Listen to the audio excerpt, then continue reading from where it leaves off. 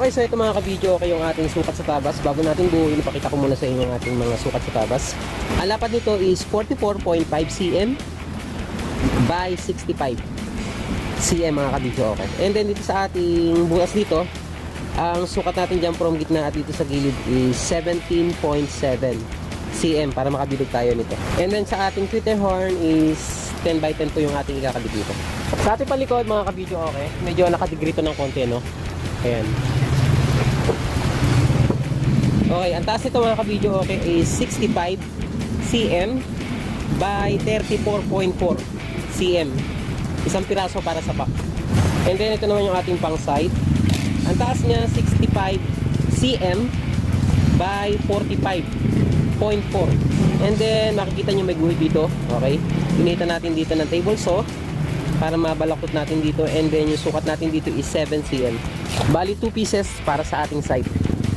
And then para sa ating pang itaas at ibaba, 2 pieces. So ang lapad nito is 48.4 cm by 44.5. Yung haba niya is 44.5 cm. And then dito sa ating pinakalikod is 37.6 cm. Okay? 2 pieces para sa itaas at ibaba. Okay, buuin na natin.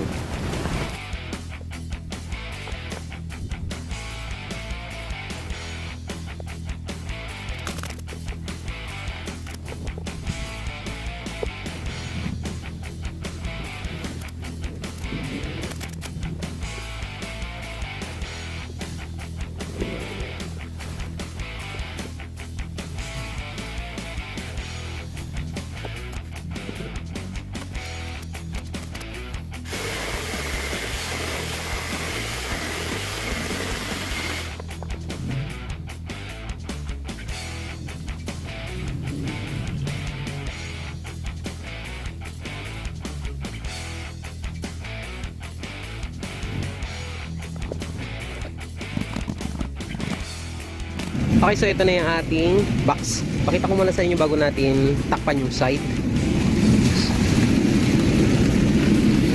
So yan yung ating ginawang holder para sa ating driver unit.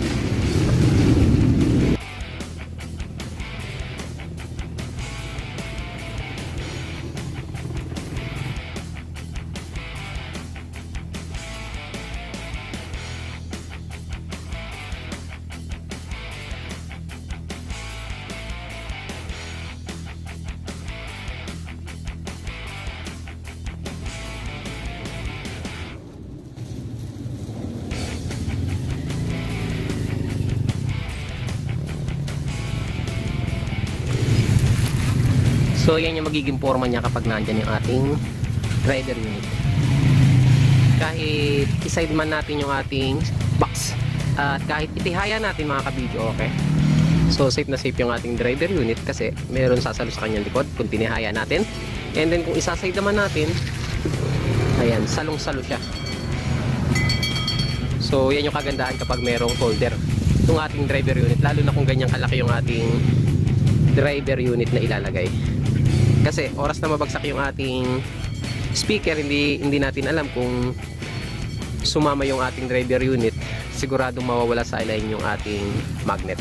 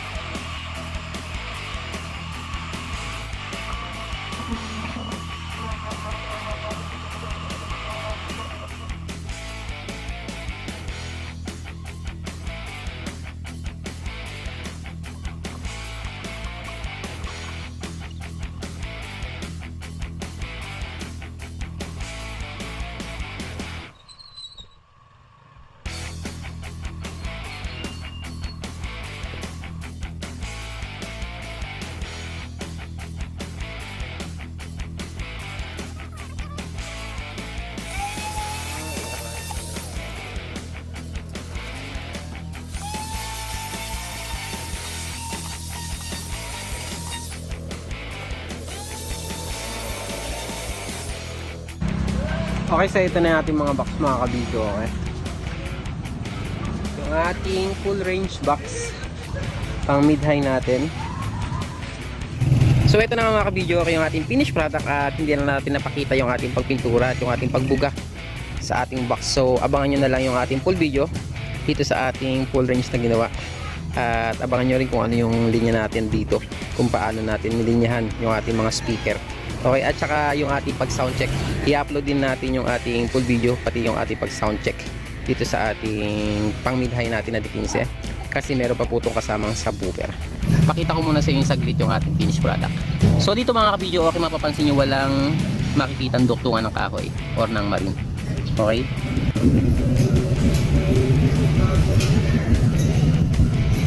so ang ginamit natin pintura dito mga ka-video, okay, is enamel black gloss at hinaluan natin ng paint thinner. So ang pinambuga natin dito mga ka-video, okay, is flexiband at hinaluan natin ng semento. Yung ginagamit natin pang masilya, yun po yung ating pinambubuga. Pinapalabnaw lang natin ng konti para mas maganda yung buga sa ating speaker box.